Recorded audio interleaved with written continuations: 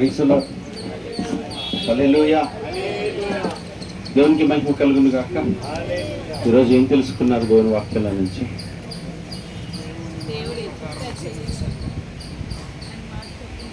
తెలుసుకొని ఏం చేస్తున్నారు? ఏమన్నా కనుక అటు వెళ్తానని చెప్పి నేనేవేకే నేను వెళ్తుంది అని చెప్పి ఎటు వెళ్తాడు? తర్కీష్కి వెళ్తున్నట్లుగా ఉంటున్నారా? లేకపోతే నేనేవే కానీ ప్రార్థన చేసి నేనేవేకి వెళ్తున్నారా? దేవునికి స్తోత్రం కలుగును గాక. ప్రజల మన జీవితంలో ప్రతి క్షణము అనుక్షణము మనల్ని బట్టి దేవుడు సంతోషించేవాడుగా, నా మాటకు లోబడే బిడ్డలు అని ఆయన సంతోషింప చేయడానికే మనం ధ్యేయంగా పెట్టుకోవాలండి. దేవుడికి స్తోత్రం కలుగునుగా. అందుకే దావీదు గురించి ఒక మాట మాట్లాడాడు. ఏంటది?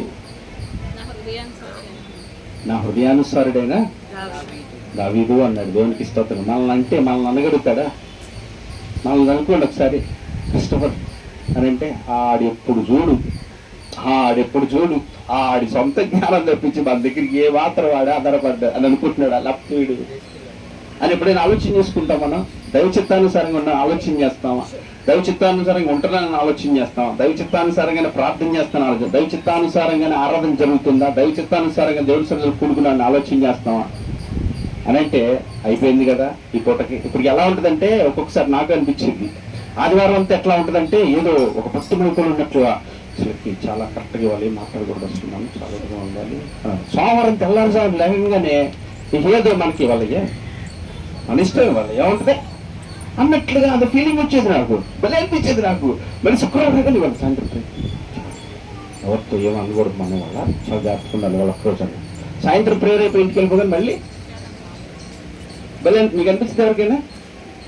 మీరు పప్పుకుంటుంది. దేవునికి స్తోత్రం కలిగిన గాక, దేవునికి మహిమ కలిగిన. మరి నాకు అట్లా అనిపించేది.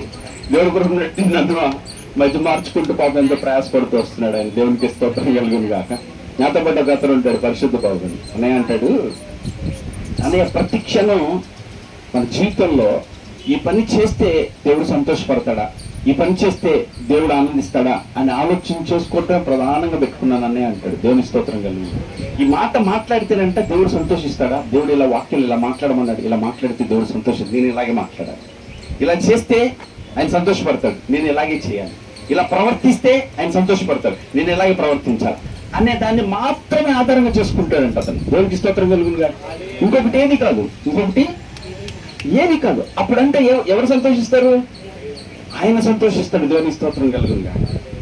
మన కొరకు ప్రాణం పెట్టి, మన కొరకు తన సమస్తాన్ని కోల్పోయింది. దేని కొరకు? ఆయన సంతోష పెట్టాలని ఇది లేదా నీకు? అందరినీ సంతోష పెడతాం, కానీ ఆయన మాత్రం ఏమాత్రం సంతోష పెడుతున్నాం, ఆయన మనం చూసి ఆనందపడుతున్నాడు ఆయన ఆలోచన. నాకు గత వారం ఆయన అన్నకాడి నుంచి అదే అనిపిస్తుంది. మన నిజంగా మనం మాట్లాడే మాటలను బట్టి, మనం ఆలోచనలు బట్టి, మనం నడిచిన బట్టి ఆయన సంతోషపడుతున్నాడా? అంటే ఎన్నిసార్లు బాధ పెడుతున్నాం, పొద్దున్న లేచి రాత్రి పొద్దున్న కూర్చొని ఆలోచిస్తాం మనసు మీద. అక్కడ మాట్లాడినప్పుడు దేవుని వాక్యానికి విరుద్ధంగా మాట్లాడాం, అక్కడ చూసినప్పుడు ఆయన ఎన్నిసార్లు ఆయన బాధ పెట్టారా అని తలంచుకుంటే ఎలా అనిపించి తెలుసా? గుండె మీద అలా చేసి అలా నొక్కినట్టు అనిపించింది ఒక్కసారి. ఆయన బాధ అయినా పర్లేదు, దేవుడు కుటుంబం బట్టి. ఇక్కడ టైం ఉండగానే దాన్ని సరి చేసుకుని త్వరగా సిద్ధపడగలిగితే కనుక నేను సంతోషించగలిగినవాడు. ఎవరు చేయట్లేదు, ఆ పక్కనవాడు ఇంకా మరీ దారులు, నేను 2 సార్లే, ఆడైతే 4 సార్లు అని ఇట్లాగా రేపటి కూడా వెళ్ళిపోయేవాళ్ళం అనుకోండి. ఆత్మ జీవితంలో ఎప్పుడు ఎక్కడున్నాం అక్కడ ఉండిపోయేలా ఉంటాం. దేవుడు యొక్క ప్రేమ ఉన్నాం, దేవుడు యొక్క కృప ఉన్నాం. దేవుడు అసలుకి ఎంత గొప్ప తరుణం, ఎంత గొప్ప సమయం, ఎంత గొప్ప ఇస్తున్నాడంటే అసలు నిజంగా నాకు అనిపించింది, ఇంత గొప్పగా ఎవరు చేయగలుగుతారు మా ఇల్లు అనిపించింది. కానీ మనకి ఎలా వైపు తెలుసా, మన జీవితాల్లో, మన కుటుంబాల్లో మనకున్న సమస్యలు, మనకున్న ఇబ్బందులు, మనకున్న ఆటంకాలు, మనకున్నవి అట్ల నుంచి దూరంగా ఎత్తుకెళ్ళిపోతూ ఉంటాం. ఇప్పుడు మనల్ని అట్లన్నిటిని పక్కకు దోసి మన ఈ మార్గంలో, సత్యమోద్యం నీతి మార్గంలో నుండి అట్లా నడుచుకుంటూ ఉంటే అక్కడ ఆ పరిస్థితులన్నీ చక్కపరుస్తూ వస్తూ ఉంటాడు ఆయన. దేవుడికి స్తోత్రం కలుగుతుంది కాక. హల్లెలూయా. దేవునికి మహిమ కలుగుతుంది కాక.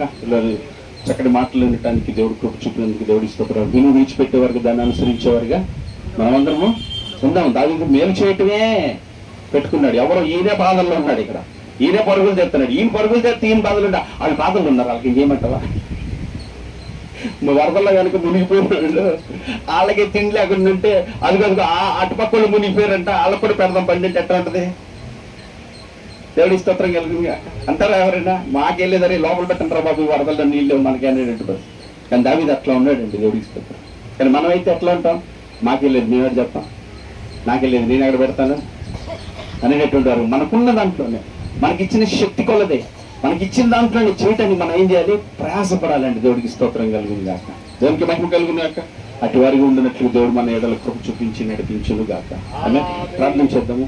సిస్టర్ ప్రార్థన చేస్తారు, మనతో సిస్టర్ మనందరికీ నుంచి ప్రార్థన. ప్రవ్వా విని విడిచిపెట్టేవారుగా కాక అయా దావీదుని హృదయానుసారుడైన మనుషుడయ్యాడయ్యా. ఎందుకంటే నాయన ప్రతి మాట ఈ వాక్యానుసారంగా నడిచాడు నాయన, చూసుకున్నాడు, ప్రతి క్షణాల్లో చూసుకుని నడుచుకునే వారుగా మేము ఉండడానికి సహాయం చేసి సంతోషపెట్టేవారిని చేయమని ప్రార్థిస్తాం.